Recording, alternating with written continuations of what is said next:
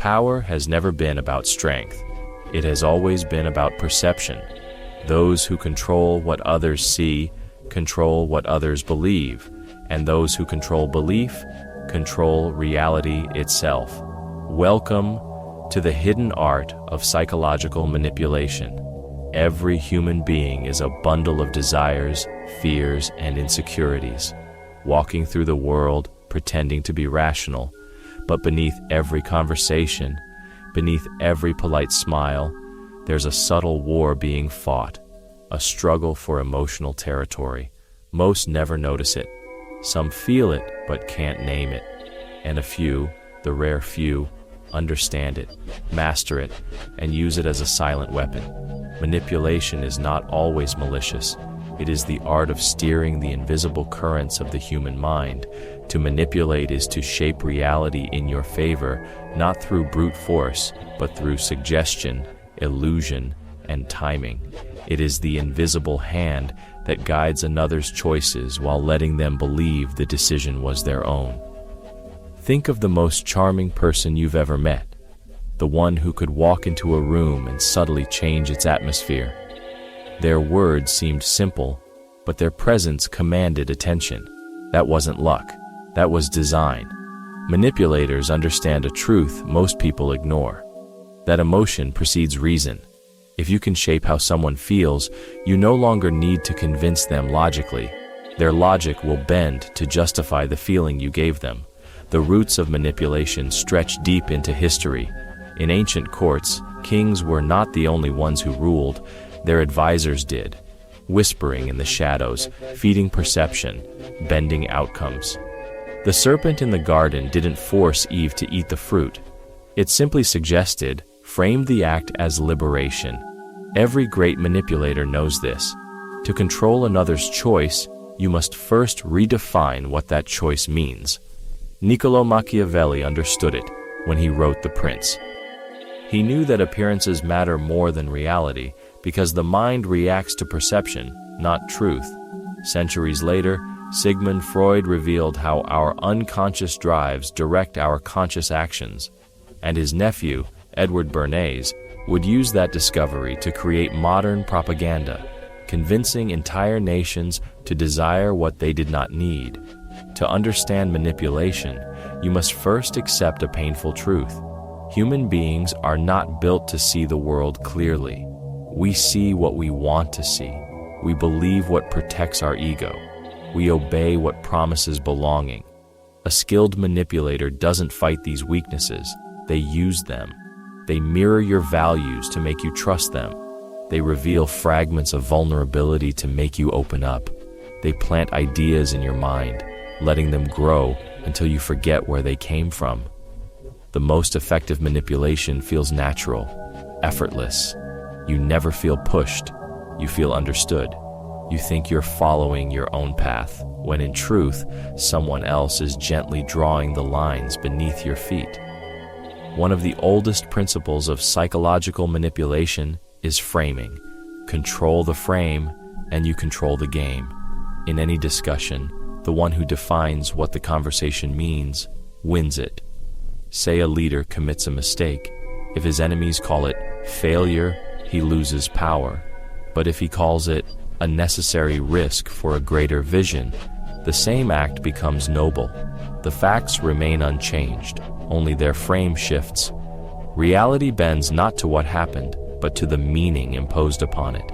A manipulator always sets the frame first. They never defend, they redefine. That is the first law of invisible power. Another law: withhold more than you reveal. Mystery breeds projection. The less people know about you, the more they invent. And what they invent often works in your favor. The loud reveal their weakness by trying to prove strength. The quiet, on the other hand, become a canvas for others' imagination. The manipulator uses silence as a mirror, making others expose themselves while appearing harmless. This is why restraint is a form of dominance. When you speak less, every word gains weight. When you hold back emotion, people chase your approval. The human mind is wired to fill gaps. and the manipulator's greatest weapon is the gap itself. But there's something even deeper. Manipulation is not just about others. It begins within the self. Before you can bend the emotions of others, you must first master your own. A person ruled by anger, envy, or desperation can never truly manipulate. They are being manipulated by their emotions. The cold mind sees the pattern. The detached mind reads the room, and the disciplined mind learns when to act and when to wait. The most dangerous manipulators are not impulsive. They are patient. They know that true influence is not about a single moment. It's about shaping the flow of time. History gives us endless examples. Caesar, who spoke of friendship while calculating betrayal. Catherine de' Medici, who orchestrated entire alliances through whispers and gifts. Or the courtiers of Versailles, who wielded gossip as a weapon sharper than any sword. They all understood one simple truth: manipulation is theater, and perception is the stage. If people see you as generous, your future betrayals will look like justice. If people see you as a victim, your future demands will look like fairness.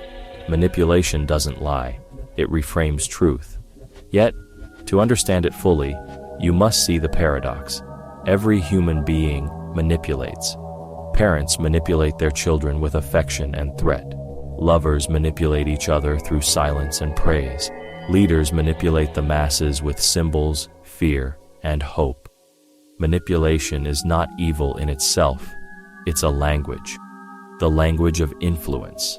The question is not whether you manipulate, but whether you do it consciously or unconsciously. Those who deny their own manipulative nature are merely blind to the ways they already do it.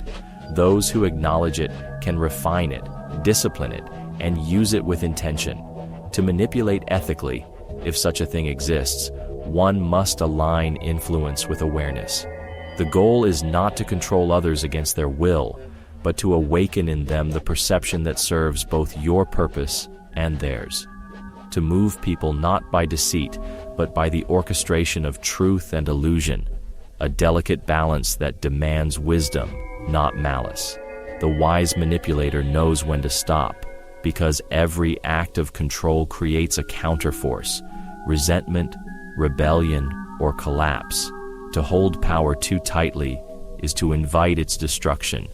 The serpent that coils too hard around its prey suffocates itself as well. Now, how can you use this in life? Start by observing. Watch not what people say, but what they want others to think they mean. Listen for the words they repeat, the emotions they defend, the silence they avoid. Behind every action lies a motive, often one they won't admit, even to themselves. Learn to control your frame. When you enter a conversation, decide what it's about before the other person does. If you react, you're already losing. But if you define the meaning, you guide the outcome. Restrain your emotions. When others lose control, they reveal their triggers. And that is when you gain leverage. And finally, cultivate mystery. Let others see only fragments of who you are. People trust what they can't fully understand, because mystery makes the mind search, and searching minds are malleable. There is a reason why those who understand manipulation rarely speak of it openly. Because once you see the strings that move the world, you can no longer unsee them. You begin to recognize how every compliment can be currency, how every apology can be strategy, how every act of generosity can be a form of dominance disguised as kindness. It's not paranoia, it's awareness. To know manipulation is not to fear it, but to move through it with open eyes. To see that human connection is a dance between truth and performance, and that mastery lies not in choosing one, but in balancing both. In the end, manipulation is neither dark nor light. It is a mirror, reflecting who you truly are. Use it to harm, and it will consume you. Use it to understand, and it will reveal the architecture of the human soul. So remember this: power is never given, it is perceived, And whoever shapes perception shapes reality. You've just glimpsed the hidden art of psychological manipulation. Now that you see the game, you can no longer play it unconsciously.